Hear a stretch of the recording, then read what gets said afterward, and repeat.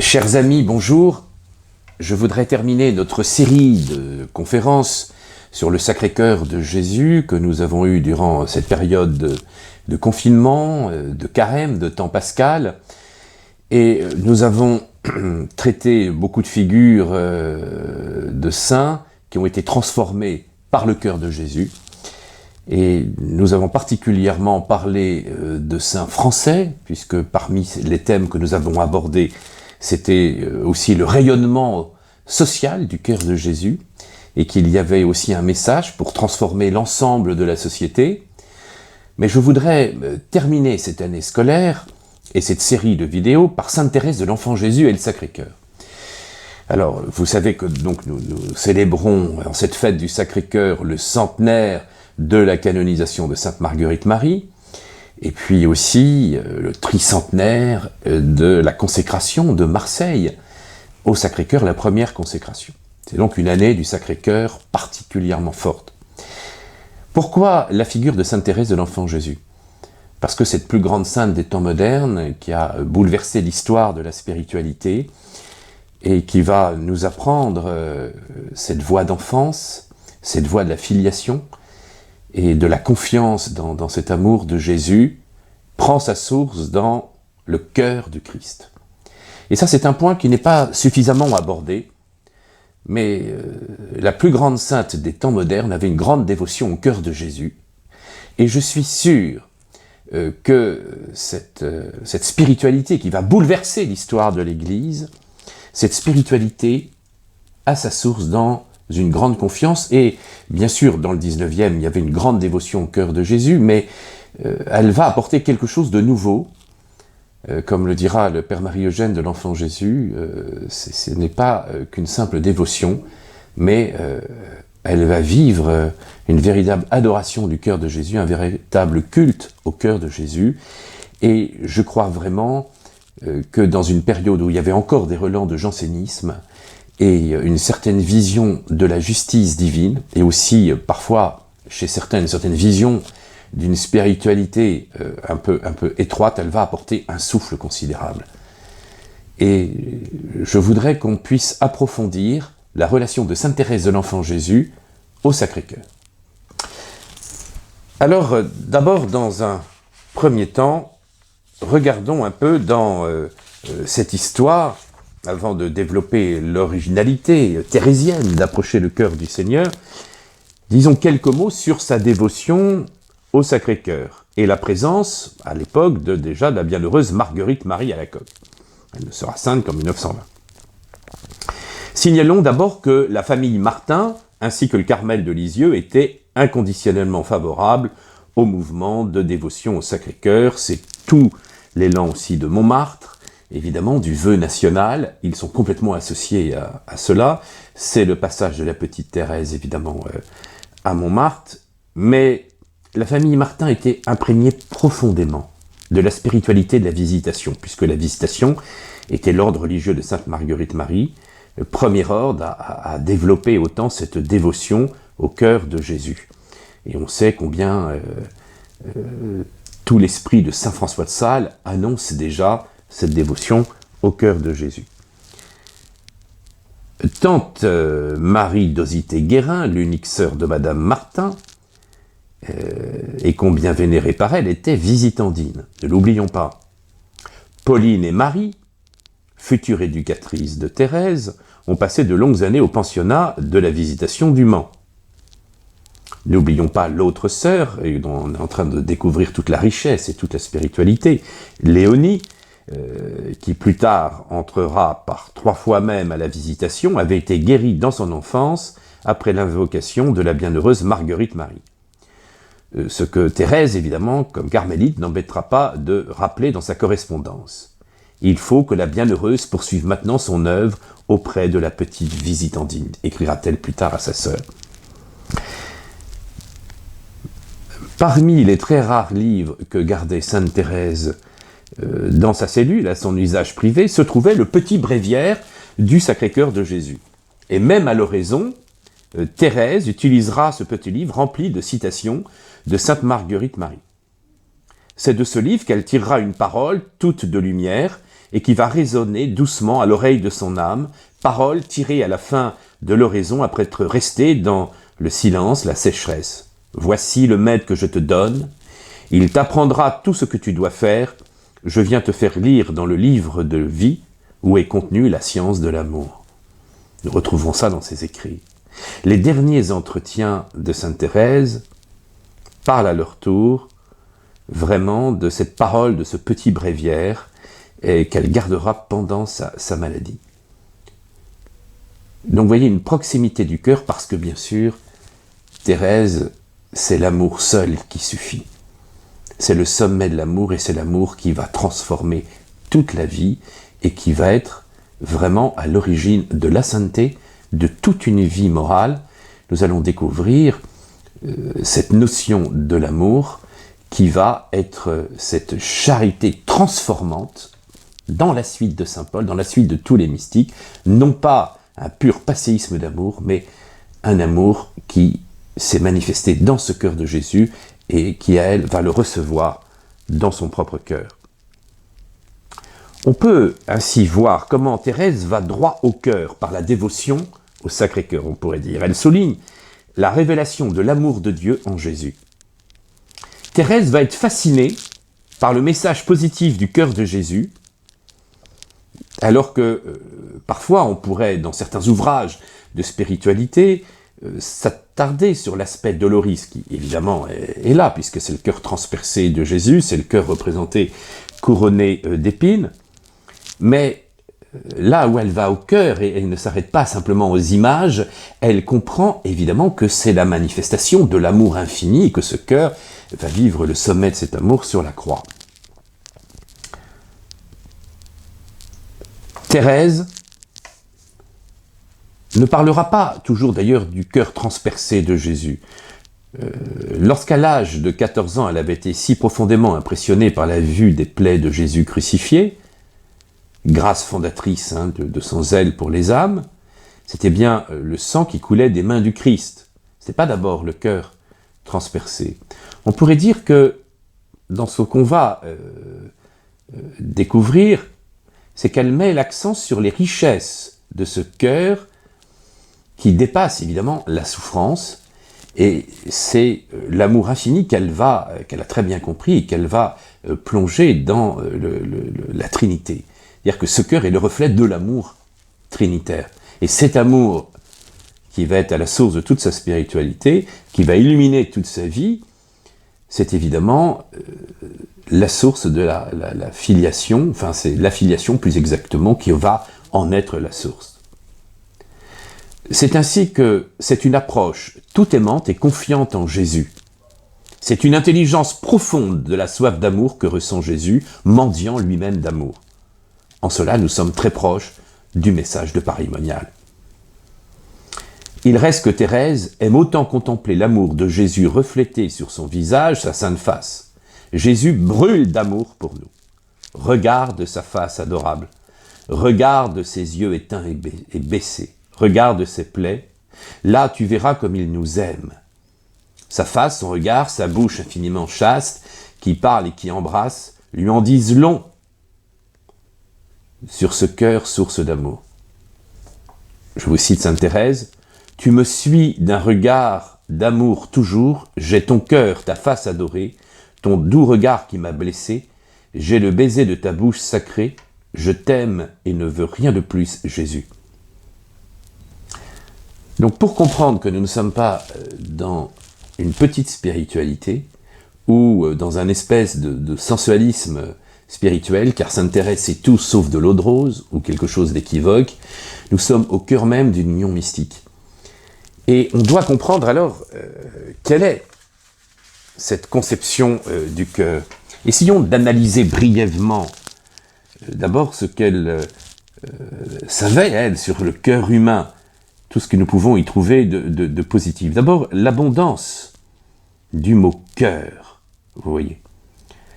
Dans les écrits de Sainte Thérèse, on retrouve le mot « cœur » 963 fois. L'étude a été faite, je tire ça d'un colloque sur Sainte Thérèse de l'Enfant Jésus, et le mot est souvent lié à d'autres vocables connexes, révélateurs, comme « amour » et « aimer ». Par exemple, amour, 756 fois.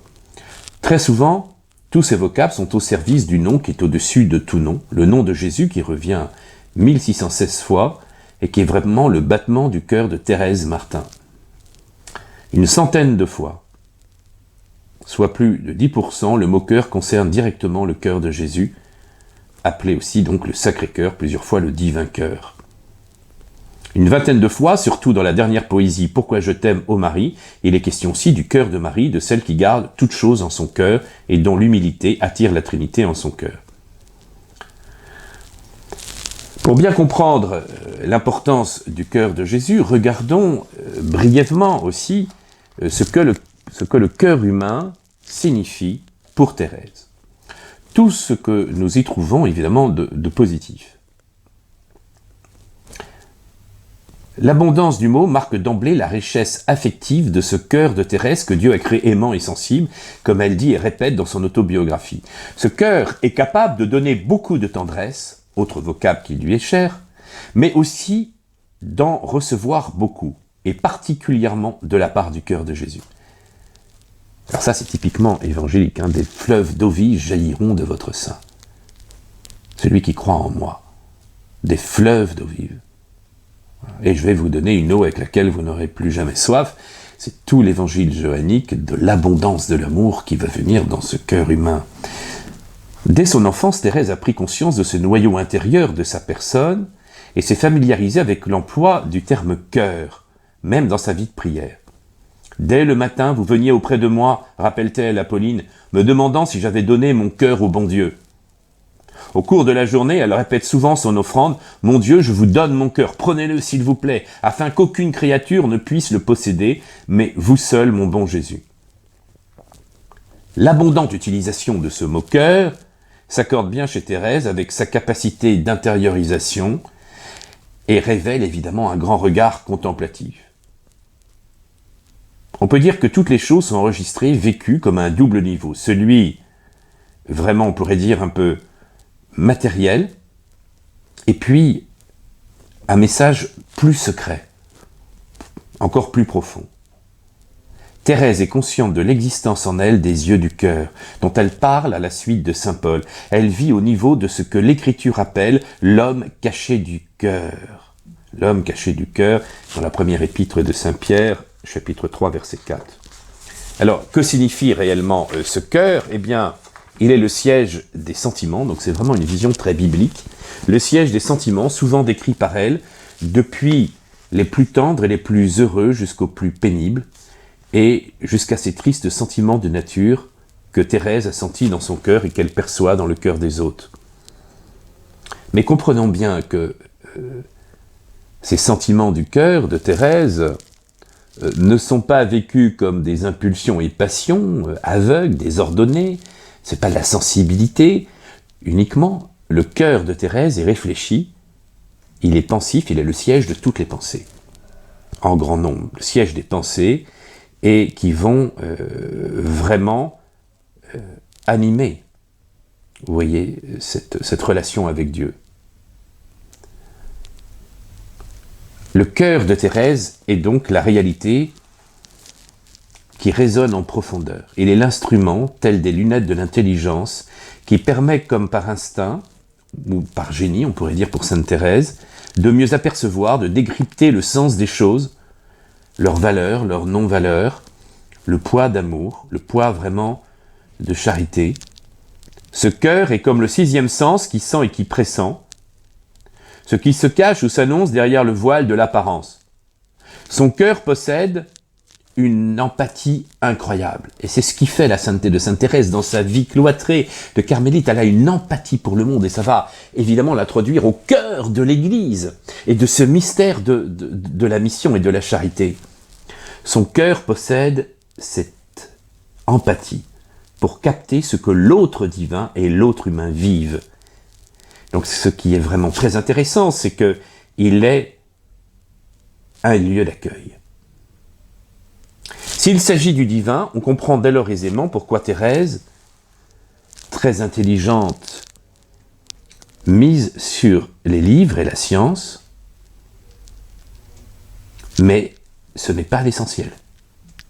Elle mise d'abord sur la lumière du Seigneur, qui se révèle aux petits et qui se cache aux sages et aux intelligents. Elle aime citer ce verset de Matthieu 11, verset qu'elle cite avec prédilection et se l'applique à elle-même.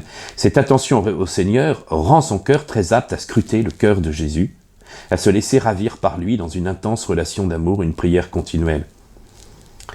Ainsi, le siège des sentiments, siège des pensées profondes de l'intelligence, le cœur sera logiquement le siège des aspirations et des élans de la volonté, attiré et ému par les richesses d'amour du cœur de Jésus. Écoutons Thérèse à la fin de son manuscrit B. « Ô Jésus, laisse-moi dans l'excès de ma reconnaissance, laisse-moi te dire que ton amour va jusqu'à la folie. Comment veux-tu, devant cette folie, que mon cœur ne s'élance pas vers toi? Comment ma confiance aurait-elle des bornes? De l'aigle, ce petit oiseau a les yeux et le cœur, et malgré sa petitesse extrême, son cœur sent en lui toutes les aspirations de l'aigle. C'est de tout son cœur qu'elle veut aimer. » Donc à travers cette poésie très touchante, vous voyez bien de quelle manière le lien qu'elle fait entre ce petit oiseau et l'aigle, c'est vraiment pour en avoir les yeux et le cœur, c'est-à-dire être emporté dans l'amour infini de Jésus, et qui va être ainsi, elle va devenir le réceptacle de cet amour infini pour pouvoir le vivre à l'intérieur de l'Église. Et nous pouvons indiquer, sans la décrire, toute cette vie du cœur qui apparaît ainsi dans les relations avec le prochain. Thérèse va l'expérimenter. Oui, je le sens lorsque je suis charitable, c'est Jésus seul qui agit en moi. Plus je suis uni à lui, plus aussi je l'aime et j'aime toutes mes sœurs. En se donnant à Dieu, le cœur ne perd pas sa tendresse naturelle. Cette tendresse, au contraire, grandit en devenant plus pure et plus divine. Elle dit encore par ailleurs, « Je ne sens plus qu'il soit nécessaire de me refuser toutes les consolations du cœur, car mon âme est affermie par celui que je voulais aimer uniquement. Je vois avec bonheur qu'en l'aimant, le cœur s'agrandit, qu'il peut donner incomparablement plus de tendresse à ceux qui lui sont chers que s'il était concentré dans un amour égoïste et infructueux. » Dans son désir ainsi d'être apostoliquement féconde pour tous, Thérèse comprendra qu'elle doit approfondir son union à Jésus et le don de soi-même dans les choses les plus quotidiennes, dans les relations fraternelles, dans la monotonie du quotidien. Elle décide alors de vivre une histoire d'amour, et c'est tout le secret de Thérèse, c'est-à-dire être le réceptacle de cet amour infini qui passe par le cœur de Jésus, mais qui passe par son petit cœur, et d'être le réceptacle infini de cet amour infini. Alors elle, le réceptacle infini, le terme même est un réceptacle immense, on pourrait dire. Elle emploiera parfois le mot infini, mais c'est de la poésie, mais c'est, d'un point de vue théologique, vous voyez, elle reçoit l'amour infini en elle. Et c'est ce qui est la source de la sainteté. Et pour nous, c'est vraiment très important de comprendre, vous voyez, dans notre spiritualité, que c'est pas par la force des points. Ce n'est pas, vous voyez, par telle ou telle dévotion, telle ou telle ascèse. C'est rentrer, dans un premier temps, bien sûr, il faudra des dévotions, il faudra de l'ascèse, mais c'est rentrer dans le cœur de Jésus. C'est vivre de cet amour infini, être porté par cet amour infini pour que, justement, on puisse y voir toutes les virtualités positives. On peut dire que le cœur est la personne considérée dans son rapprochement aux motivations, au mouvement de son être profond. Le cœur, c'est la terre intérieure où se plongent les racines. Dans le cœur coule toute la source profonde, c'est là que naît le flux de sa vie, se repose le reflux. Le cœur est l'endroit où la personne est le plus elle-même, ou du moins le plus en quête de son identité. Le mot profond lui convient, en même temps il ouvre des perspectives vers l'infini.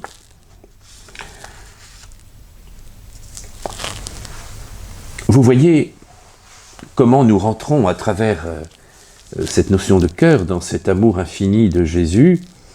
Et si le cœur de Thérèse n'est pas seulement le siège des sentiments, pensée profonde d'un élan impétueux, c'est le lieu donc bien habité par Jésus, Verbe éternel et divin.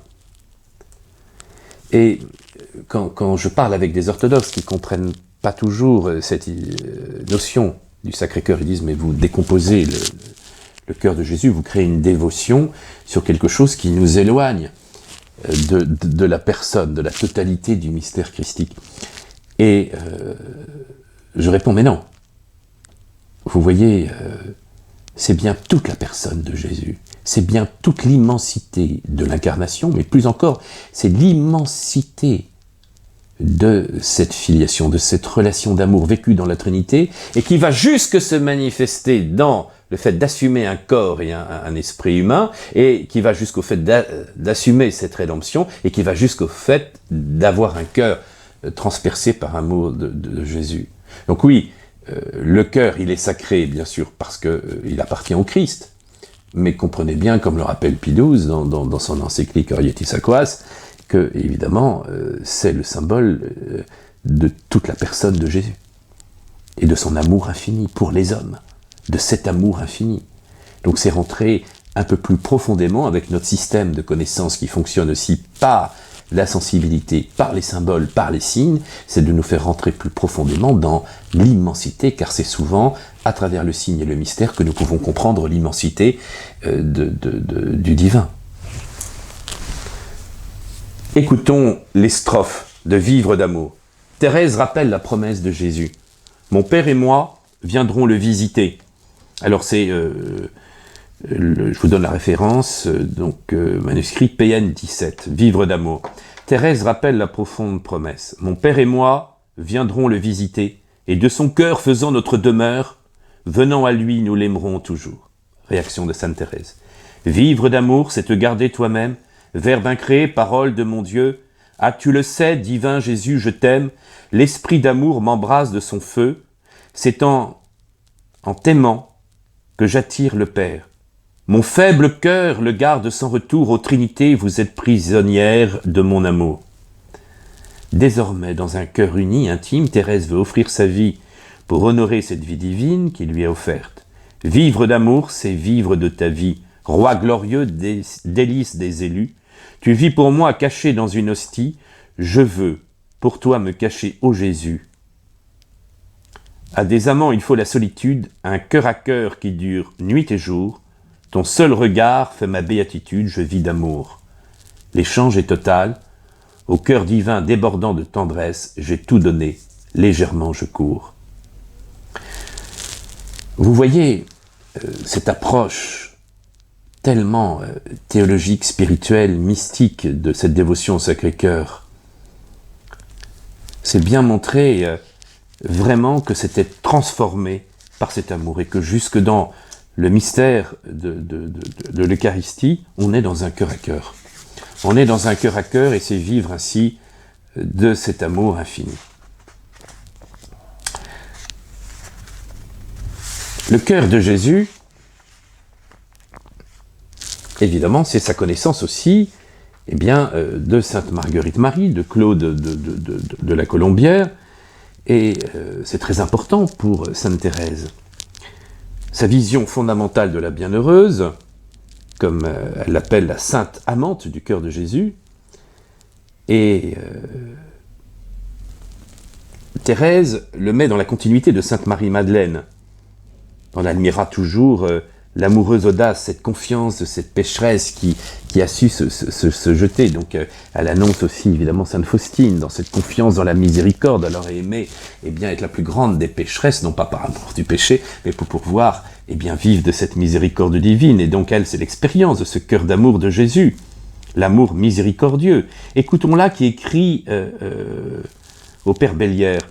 Lorsque je vois Madeleine s'avancer devant les nombreux convives arroser de ses larmes les pieds de son maître adoré, qu'elle touche pour la première fois, je sens que son cœur, souligné par Sainte Thérèse, que son cœur a compris.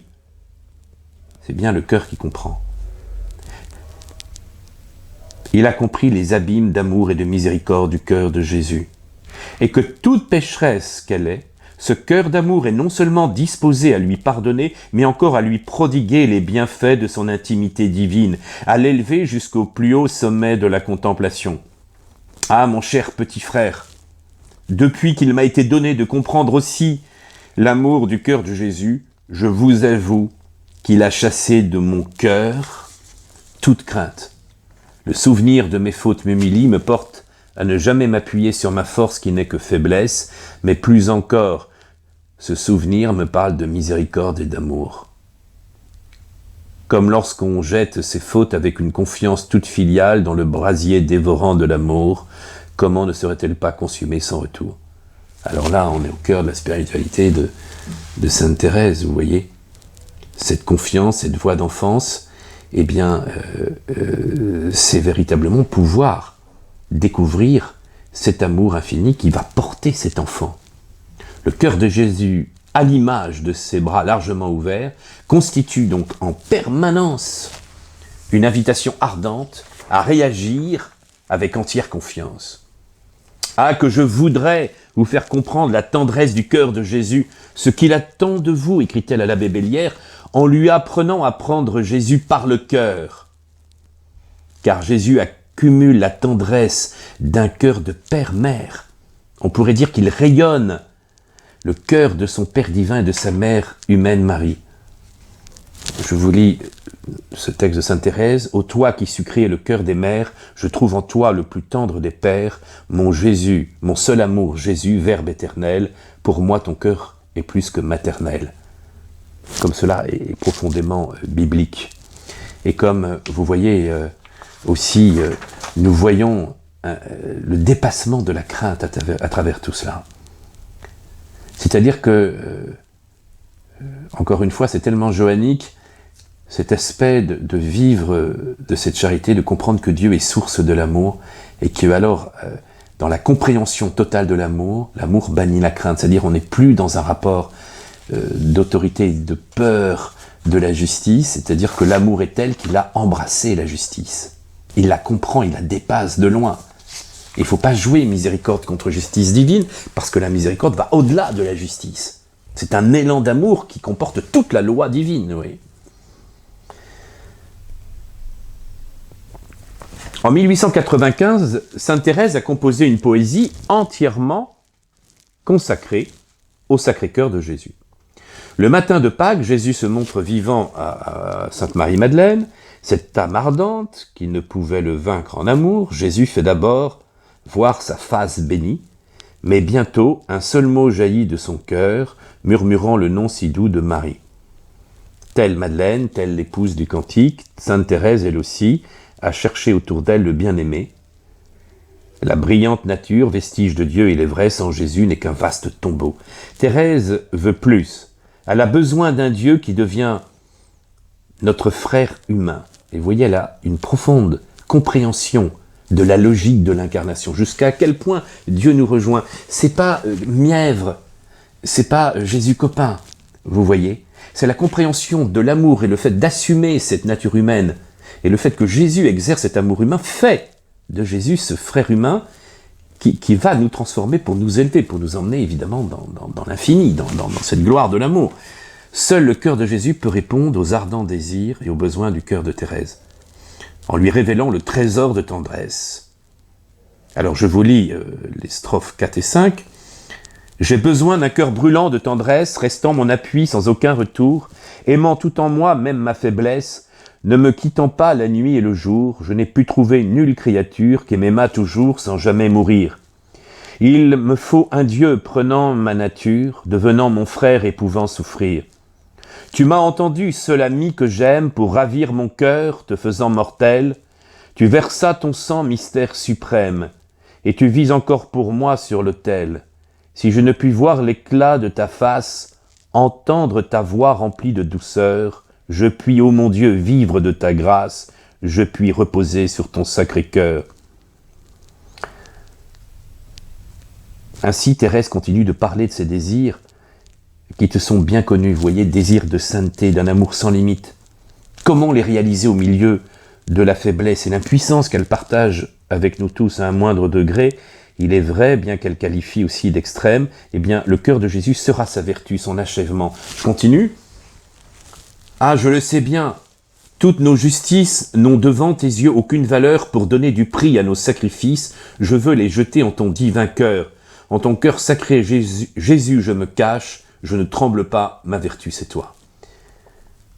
Nous touchons un point fondamental. Pour purgatoire, on pourrait dire que sur terre, elle choisit ton amour brûlant, au cœur de mon Dieu.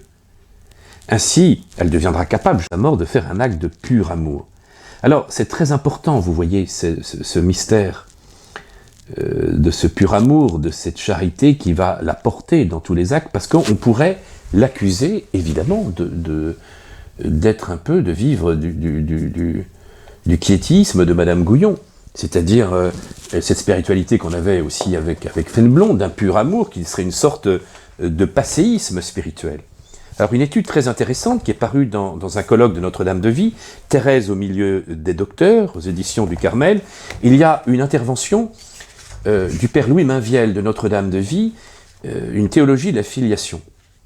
Et par cette étude très intéressante, nous découvrons vraiment jusqu'à quel point la réceptivité chez Sainte Thérèse de l'enfant Jésus n'est pas le quiétisme, c'est pas le pur amour qui fait fi de la vertu, du combat spirituel. On serait dans un espèce d'état de sensibilité d'amour, de se mettre... Non. Insister, dit le père Mainviel, sur la réceptivité pourrait donner l'impression que Thérèse n'agit pas, et même qu'elle prône la paresse. Il n'en est rien. Comme on le sait, elle mit en garde Sœur Marie de la Trinité qui voulait entraîner ainsi sa famille dans la petite voie. Faites bien attention, en vous expliquant car notre petite voie mal comprise pourrait être prise pour du quiétisme ou de l'illuminisme, ce qui montre qu'elle est très au fait de la spiritualité. Ne croyez pas que suivre la voie de l'amour, c'est suivre une voie de repos, toute de douceur et de consolation, c'est tout le contraire. C'est pas Alice au pays des merveilles. On n'est pas uniquement dans les petites roses où tout ira bien et tout sera merveilleux. Sainte Thérèse a été très active. C'est un dynamisme théologal qui transparaît nettement dans toute son œuvre. Le père Mainviel rappelle que tous ces textes révèlent en effet qu'elle a persisté 9 ans à fixer son regard de foi sur Dieu malgré les sécheresses et l'épreuve des derniers mois. Dès son entrée au Carmel, elle connaît la nuit qui la prive habituellement de toute consolation et de l'amour senti de Jésus. Eh bien, Thérèse va adopter résolument une attitude de foi pure qui dépasse toutes les impressions et se suffit du seul contact surnaturel avec Jésus. Et donc, ces lettres viennent régulièrement sur la nécessité première de cette attitude théologale. Alors, j'ajouterais que du coup, cette charité qui a Dieu pour objet, qui a en fin de compte le cœur de Jésus pour objet, c'est-à-dire qu'elle a tellement perçu que cet amour de filiation est allé jusqu'à l'accomplissement de l'incarnation et de la rédemption, qu'elle-même, dans son attitude, théologale, source de sa science d'amour, de sa confiance, qui va reposer sur cette connaissance expérimentale de la nature de Dieu, découverte évidemment grâce à sa vie d'oraison, mais le regard de la foi ne suffit pas.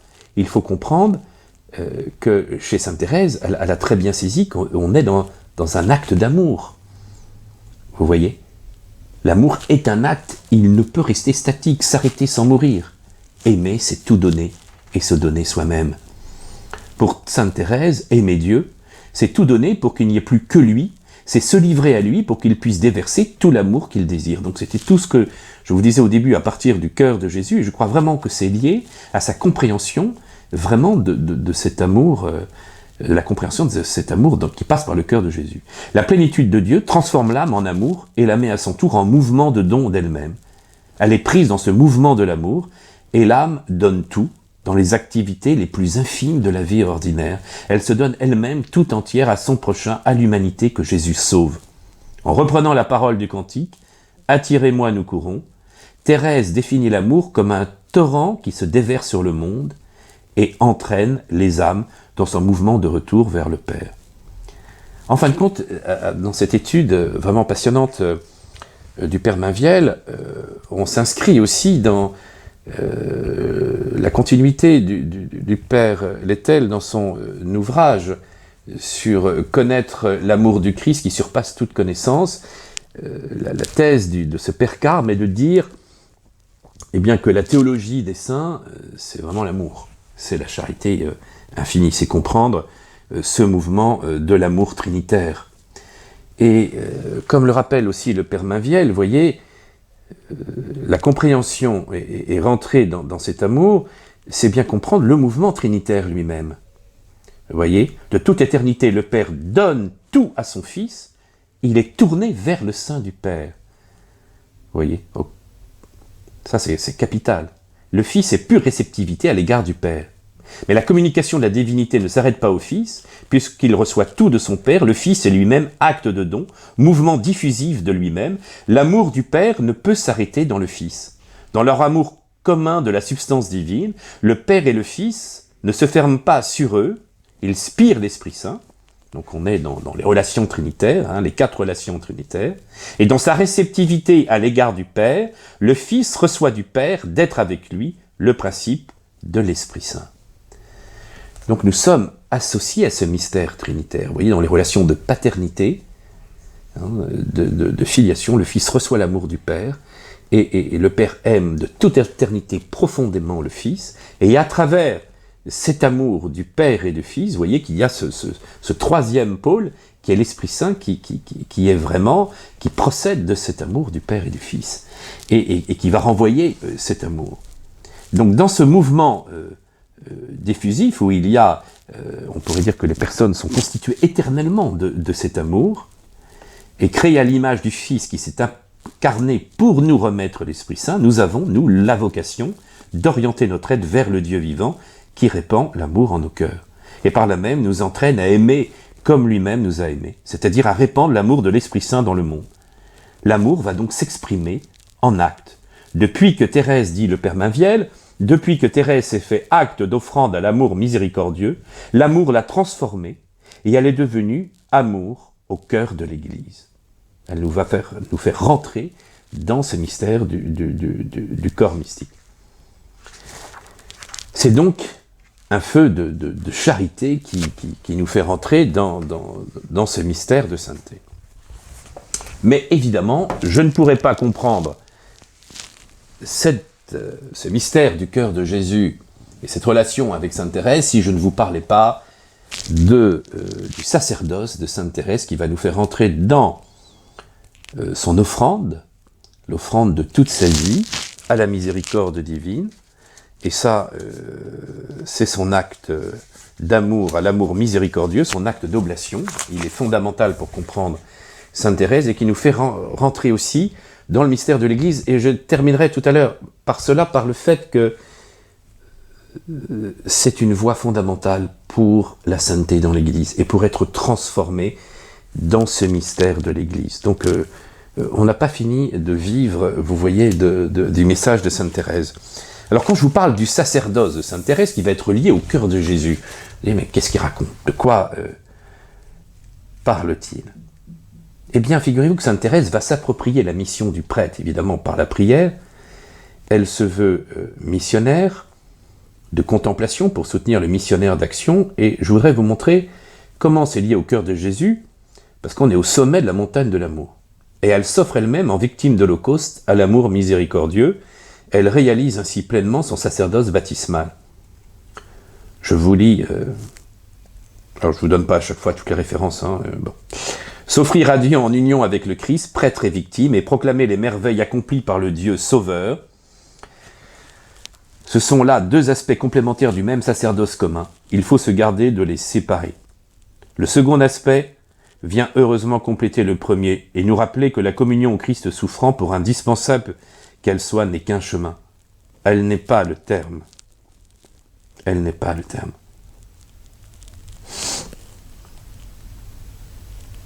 En effet, elle n'est pas plus le terme du chemin que la passion du Christ n'est le terme de son existence. Le but ultime du plan divin sur l'humanité, c'est de procurer aux hommes le salut éternel en les associant à la gloire du Christ ressuscité, au bonheur même de Dieu. Alors ça, vous voyez, je crois que c'est une lettre aussi à l'abbé Bellière. Nous voyons bien qu'elle a une compréhension extraordinaire de l'économie du salut, du mystère de l'Église. Tout ce qui sera aussi exprimé dans Lumen Gentium de Vatican II, toute cette notion, vous voyez, du mystère du salut et comment l'Église est bien le mystère du corps mystique, de ce mystère d'amour et du plan d'amour de Dieu sur l'humanité, elle le vit profondément. L'offrande que Sainte Thérèse fait d'elle-même, a lieu au moment crucial de son itinéraire.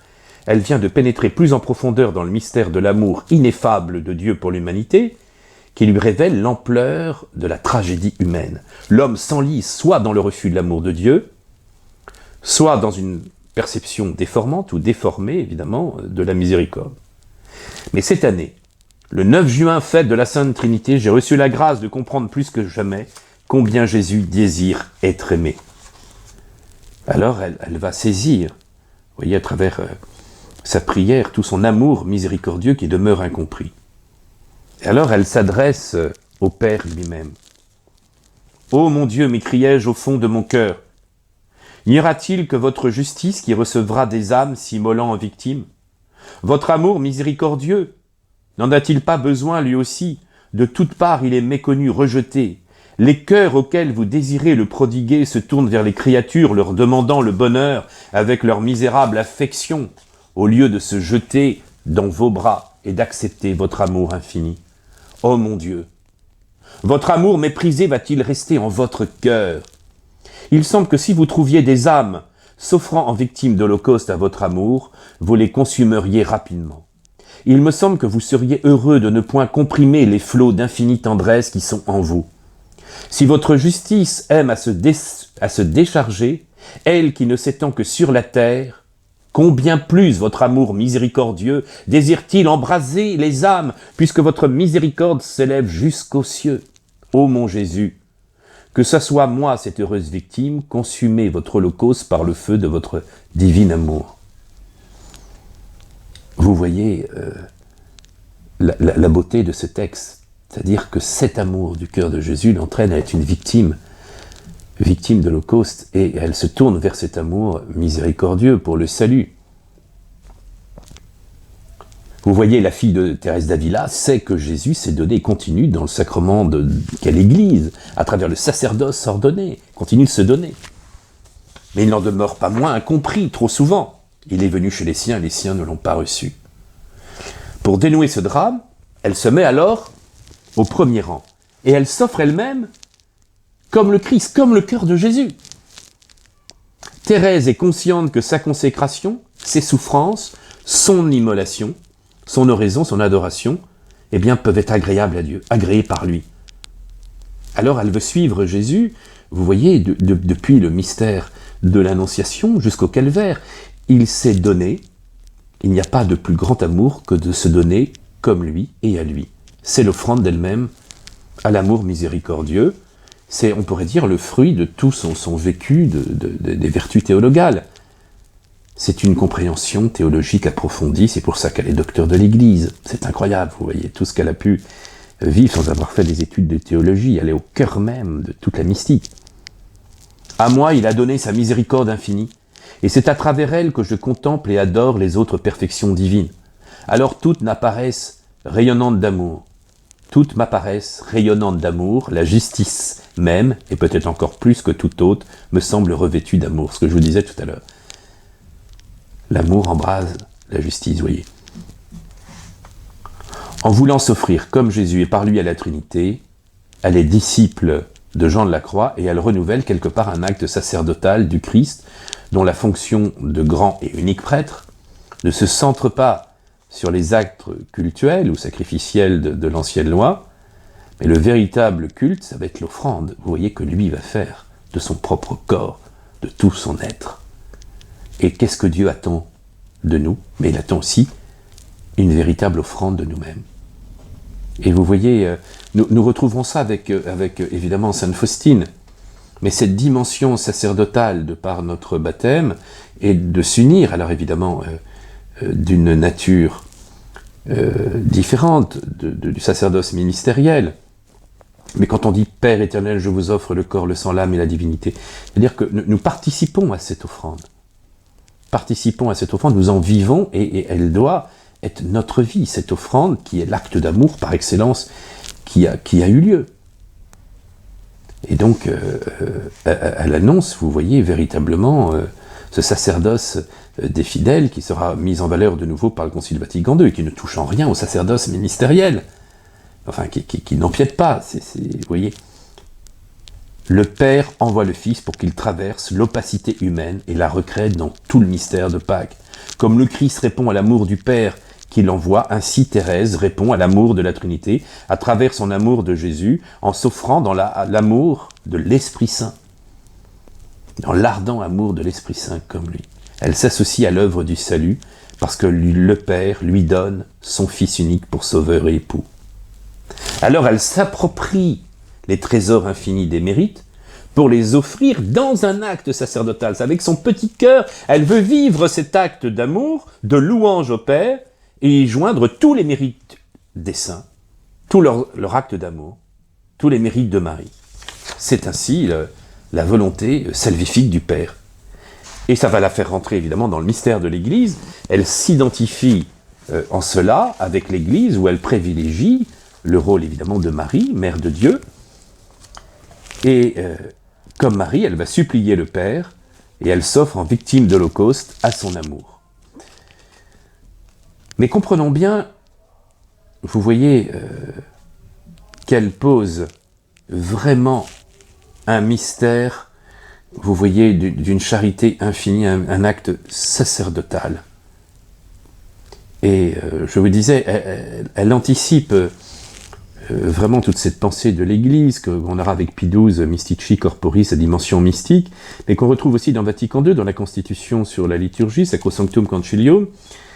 L'Église se soucie d'obtenir que les fidèles n'assistent pas à ce mystère de foi, à propos de la divine liturgie, l'Eucharistie, à ce mystère de foi comme des spectateurs étrangers et muets, mais que le comprenant bien dans ses rites et ses prières, ils participent consciemment, pieusement et activement à l'action sacrée. Ils soient formés par la parole de Dieu, se restaurent à la table du corps du Seigneur, rendent grâce à Dieu. Qu'offrant la victime sans tâche, non seulement par les mains du prêtre, mais aussi ensemble avec lui, ils apprennent à s'offrir eux-mêmes et de jour en jour soient consommés par la médiation du Christ dans l'unité avec Dieu et entre eux, et pour que finalement Dieu soit tout en tous. C'est tellement le mystère, vous voyez, de l'Église, du mystère de l'Eucharistie. On est tellement dans la tradition de saint Thomas d'Aquin sur ce qu'est ce mystère, vous voyez, de l'Eucharistie, qui est un sacrifice de communion, de charité, mais nous sommes associés, vous voyez, à ce mystère-là par cette offrande, parce que en tant que baptisés, en recevant l'amour infini du Christ, nous recevons l'amour de la croix, et nous pourrons vivre alors cette communion trinitaire.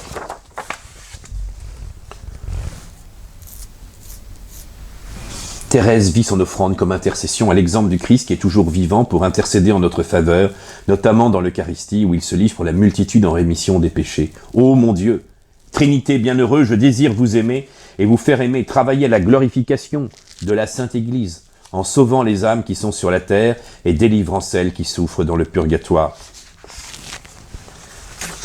Alors, allons plus loin dans l'offrande renouvelée, où le sacerdoce de l'Église, dans son acte d'amour, on est toujours dans le mystère du cœur de Jésus, hein, vous l'avez bien compris, hein, parce qu'on est dans le cœur à cœur, et c'est par le cœur de Jésus qu'elle rentre dans cette dimension ecclésiale. Eh bien, continuons à savoir comment elle va être au cœur de l'Église. Là, elle était au cœur de l'humanité du Christ, elle veut renouveler le cœur de l'humanité, et elle voit qu'il faut le vivre dans le cœur de l'Église. Et ça nous ouvre aussi une perspective absolument extraordinaire. Je veux, mon bien-aimé, à chaque battement de mon cœur vous renouveler cette offrande un nombre infini de fois, jusqu'à ce que les ombres s'étant évanouies, je puisse vous redire mon amour dans un face-à-face éternel. Et alors elle va vivre évidemment en s'offrant dans ce don total, dans cet acte de louange, d'action de grâce. Eh bien, elle vit cette union transformante qui lui fait écrire, alors voilà, dans le manuscrit B, « Être ton épouse, ô Jésus, être carmélite, être par mon union avec toi la mère des âmes, cela devrait me suffire. Il n'en est pas ainsi, sans doute. Ces trois privilèges sont bien ma vocation, carmélite, épouse et mère. Cependant, je sens en moi d'autres vocations. Je me sens la vocation de guerrier, de prêtre, d'apôtre, de docteur, de martyr. Enfin, je sens le besoin, le désir d'accomplir pour toi, Jésus, toutes les œuvres les plus héroïques. Je sens mon âme le courage d'un croisé, d'un zouave pontifical. Je voudrais mourir sur un champ de bataille pour la défense de l'Église. » La carmélite. veut dire que le fait d'avoir vécu jusqu'à leur perfection, grâce à Dieu, les privilèges de sa vocation, c'est-à-dire de consacrer, de celle qui donne tout son cœur pour le salut des âmes, pour les prêtres, eh bien, elle va vivre quelque chose, vous voyez, de cette vocation. C'est pas une revendication moderne pour la femme du sacerdoce ministériel, mais étant unie à cet esprit d'amour, de cet esprit d'amour qui nous est envoyé par le cœur du Christ, vivant de cet acte d'amour, en s'offrant en victime d'Holocauste, elle est au cœur de toutes les missions de l'Église. Elle sait que ce qui va vraiment être la cause, qui va être l'âme de toutes ces vocations, qu'ils soient prêtres, apôtres, docteurs, martyrs, zouaves pontificales, donc pour défendre l'Église, et c'est d'actualité à l'époque, eh bien, c'est en étant l'amour. C'est en étant véritablement unie à cet esprit d'amour qu'elle peut comprendre ce qui va animer toutes ses vocations, et elle veut toutes les vivre quelque part. Elle veut vivre l'Église dans sa sainteté, dans son apostolicité, dans sa catholicité, dans son unité. Elle veut vivre l'Église comme le vrai sacrement du royaume, comme la dépositaire de tous les sacrements, de la nouvelle alliance, de la charité. Elle se sent donc la vocation de prêtre. Avec quel amour, ô Jésus, je te porterai dans mes mains, lorsqu'à ma voix tu descendras du ciel, avec quel amour je te donnerai aux âmes. Elle veut être prêtre parce que l'amour ardent l'envahit. Nous retrouvons donc ici ces aspirations féminines, ecclésiales, mariales, prendre le Christ dans ses mains, le donner aux autres. Mais hélas, tout en désirant d'être prêtre, j'admire et j'envie l'humilité de saint François d'Assise, et je me sens la vocation de l'imiter en refusant la sublime dignité du sacerdoce. Elle sait qu'elle ne sera pas ministre ordonnée, elle ne le revendique pas comme un droit, mais elle rentre au cœur de la vocation sacerdotale. Vous voyez ? C'est ainsi que la maîtresse de la petite voix d'enfance ne désire pas être prête pour avoir ce ministère, pour agir une persona Christi, mais c'est son amour, son désir de sainteté pour savoir ce qui anime le prêtre. Alors allons encore plus loin pour entrer dans cette vocation ecclésiale. Ah, malgré ma petitesse, je voudrais éclairer les âmes comme les prophètes, les docteurs. J'ai la vocation d'être apôtre. Je voudrais parcourir la terre, prêcher ton nom, et planter sur le sol infidèle ta croix glorieuse. Mais ô mon bien-aimé, une seule mission ne me suffirait pas. Je voudrais en même temps annoncer l'évangile dans les 5 parties du monde, non seulement pendant quelques années, mais je voudrais l'avoir été depuis la création du monde et l'être jusqu'à la consommation des siècles. Mais je voudrais par-dessus tout, ô bien-aimé Sauveur, je voudrais verser mon sang pour toi jusqu'à la dernière goutte. Le martyr, voilà le rêve de ma jeunesse. Ce rêve, il a grandi avec moi sous les cloîtres du Carmel. Mais là encore, je sens que mon rêve est une folie, car je ne saurais me borner à désirer un genre de martyr. Pour me satisfaire, il me les faudrait tous. Comme toi, mon époux adoré, je voudrais être flagellé et crucifié. Je voudrais mourir dépouillé comme saint Barthélemy. Comme saint Jean, je voudrais être plongé dans l'huile bouillante. Je voudrais subir tous les supplices infligés aux martyrs. Avec sainte Agnès et sainte Cécile, je voudrais présenter mon cou au glaive, et comme Jeanne d'Arc, ma sœur chérie, je voudrais sur le bûcher murmurer ton nom, ô Jésus. En songeant aux tourments qui seront le partage des chrétiens au temps de l'Antéchrist, je sens mon cœur tressaillir, et si je voulais, et je voudrais que ces tourments me soient réservés. Jésus, Jésus, si je voulais écrire tous mes désirs, il me faudrait emprunter ton livre de vie. Là sont rapportées les actions de tous les saints, et ces actions, je voudrais les avoir accomplies pour toi. Manuscrit B. Alors c'est un texte connu, extraordinaire, d'une puissance incroyable, et évidemment ce désir, vous voyez, d'épouser toutes les vocations de l'Église, c'est le martyr, c'est la consommation, c'est d'être uni au cœur de Jésus qui va être transpercé par amour, et elle sait que c'est la force des martyrs. Et donc, quelle va être la force de tous ces martyrs qui ont été torturés et dépouillés ? C'est un amour qui a été capable d'aller au-delà de la haine, de la torture, de la mort. Et elle exerce son sacerdoce de cette manière-là. Alors, on va encore un peu plus loin pour conclure sur ce choix de l'amour et son offrande On pourrait dire c'est son offrande quelque part du dernier soir, où elle s'identifie au Christ, et c'est toujours, vous voyez, le cœur de Jésus, mais vous allez voir que ce cœur de Jésus l'entraîne au cœur de l'Église. À l'oraison de mes désirs me faisant souffrir un véritable martyr, j'ouvris les épîtres de saint Paul, afin de chercher quelques réponses à son amour de l'Écriture. Les chapitres 12 et 13 de la première épître aux Corinthiens me tombèrent sous les yeux. J'ai lu dans le premier que tous ne peuvent être apôtres, prophètes, docteurs, que l'Église est composée de différents membres et que l'œil ne saurait être en même temps la main. La réponse était claire, mais elle ne me comblait pas mes désirs, elle ne me donnait pas la paix. Comme Madeleine, se baissant toujours auprès du tombeau vide, finit par trouver ce qu'elle cherchait, ainsi, m'abaissant jusque dans les profondeurs de mon néant, je m'élevais si haut que je pus atteindre mon but. Sans me décourager, je continuai ma lecture et cette phrase me soulagea. Recherchez avec ardeur les dons les plus parfaits, mais je vais encore vous montrer une voie plus excellente. Et l'apôtre explique comment tous les dons les plus parfaits ne sont rien sans l'amour, que la charité est la voie excellente qui conduit sûrement à Dieu. Enfin, j'avais trouvé le repos. Considérant le corps mystique de l'Église, je ne m'étais reconnu dans aucun des membres décrits par saint Paul, ou plutôt je voulais me reconnaître en tous. La charité me donna la clé de ma vocation. Je compris que si l'Église avait un corps composé de différents membres, le plus nécessaire, le plus noble de tous ne lui manquait pas. Je compris que l'Église avait un cœur, et que ce cœur était brûlant d'amour. Je compris que l'amour seul faisait agir les membres de l'Église, que si l'amour venait à s'éteindre, les apôtres n'annonceraient plus l'Évangile. Les martyrs refuseraient de verser leur sang. Je compris que l'amour enfermait toutes les vocations, que l'amour était tout, qu'il embrasait tous les temps et tous les lieux, en un mot qu'il est éternel. Alors, dans l'excès de ma joie délirante, je me suis écrié « Ô Jésus, mon amour !» Ma vocation, je l'ai trouvée, ma vocation, c'est l'amour. Oui, j'ai trouvé ma place dans l'Église, et cette place, ô mon Dieu, c'est vous qui me l'avez donnée.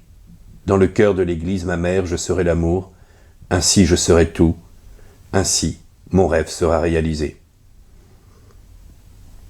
Manuscrit B, numéro 3. En exprimant ce désir infini, Thérèse a donc renouvelé son offrande, victime de l'amour de Jésus, parce qu'elle croit que l'amour choisi pour Holocauste, comme elle le dit, faible, imparfaite créature, ce choix n'est-il pas digne de l'amour? Oui, pour que l'amour soit pleinement satisfait, il faut qu'il s'abaisse jusqu'au néant, et qu'il transforme en feu ce néant. Thérèse, ainsi, a désiré véritablement vivre toutes ses vocations. Elle s'identifie avec l'Église, avec Marie, elle pose un acte sacerdotal réel, elle va s'approprier l'amour qui lui vient de Jésus. Elle soulage son cœur en lui rendant l'amour pour l'amour, en s'associant ainsi à l'Église, dans la communion des saints. Vous voyez, cela va conduire évidemment Sainte Thérèse à la compréhension profonde de ce mystère d'unité, de charité qu'est l'Église et qui va le pousser jusqu'à donner sa vie, jusqu'à devenir une flamme d'amour, jusqu'à la fin de sa vie. Je suis persuadé que c'est vraiment la compréhension de ce cœur du Christ qui l'a conduit à la compréhension de ce mystère de l'Église. Et je voudrais vous dire ceci, je crois que l'une des grâces de Sainte Thérèse, c'est d'être aimée partout dans l'Église. Et ça, je l'ai souvent remarqué, que dans toutes les communautés, les différentes, j'aime pas ce mot sensibilité, parce que ça ne veut pas dire grand-chose, sensibilité d'Église, mais vous voyez bien qu'aujourd'hui, eh bien, il y a une Église très diversifiée, c'est le moins qu'on puisse dire, et ce n'est pas sans difficulté, on ne va pas se leurrer, sans tension. Alors, pour pas tourner autour du pot, que ce soit dans des secteurs de l'Église peut-être plus charismatiques, que ce soit dans des secteurs plus conservateurs et chez certains plus traditionnels, et attachés véritablement à la défense du magistère ou des traditions de l'Église, que ce soit vis-à-vis de chrétiens très engagés dans une vie sociale, partout, j'ai trouvé que Sainte Thérèse était une référence. Eh bien, dans une Église qui est trop souvent divisée, où trop souvent règne un esprit de parti, un esprit souvent de boutique, où il manque une véritable spiritualité, un véritable désir d'unité de l'Église, qui doit se vivre autour de l'unité de foi, à travers la fidélité au magistère vivant de l'Église, à travers la fidélité au gouvernement, et de l'amour du Saint-Père, et puis dans la fidélité à la vie sacramentelle de l'Église, eh bien, à travers, vous voyez, ces trois munera, ces charges de l'Église, ces fonctions de l'Église, mais qui est toute l'âme de l'Église, eh bien, cela doit être vécu dans un profond amour. Et c'est Sainte Thérèse qui nous enseigne la voie. C'est si vous avez la sainteté, si vous vivez de l'amour du cœur de Jésus, si vous comprenez vraiment ce qu'est l'amour trinitaire et que vous vivez du don du Christ, et que l'amour se suffit, que c'est vraiment l'amour de Jésus qui vous conduit à être au cœur de l'Église, je suis sûr qu'on retrouvera une plus grande unité. Et je crois que Sainte Thérèse va jouer un rôle considérable pour ramener un peu plus d'unité, un peu plus de sainteté dans le sacerdoce face à toutes les crises que nous avons et tout ce que nous avons pu ces dernières années, grâce aussi dans tous les drames qu'ont pu vivre des diocèses, des communautés, et puis dans la perte de la foi, dans beaucoup d'endroits avec beaucoup de désespoir. Je crois que Sainte Thérèse, eh bien, à travers cette voie de l'amour, nous enseigne à avoir une grande confiance dans cet amour miséricordieux. Et la voie que nous devons prendre, eh bien, c'est un acte d'offrande. C'est comprendre que nous devons être des victimes de l'Holocauste, c'est-à-dire victimes de l'amour, mais en recevant cet amour du Christ. Alors, rentrons dans ce mystère vraiment du cœur de Jésus. Et nous serons alors au cœur de la mission de Sainte Thérèse, puisqu'elle peut passer son ciel à faire du bien, mais je crois que c'est de nous imprégner, quelle que soit notre place dans l'Église, laïcs, prêtres, évêques, moines, religieux, qui que nous soyons, voilà, mère de famille, père de famille, quel que soit les jeunes étudiants, eh bien, relisons Sainte Thérèse, vivons de son exemple, prions-la, et soyons des passionnés de l'amour du Christ, soyons des passionnés du cœur de Jésus pour allumer un feu sur la terre. Cor Iesus sacratissimum, miserere nobis. Cor Iesus sacratissimum, miserere nobis.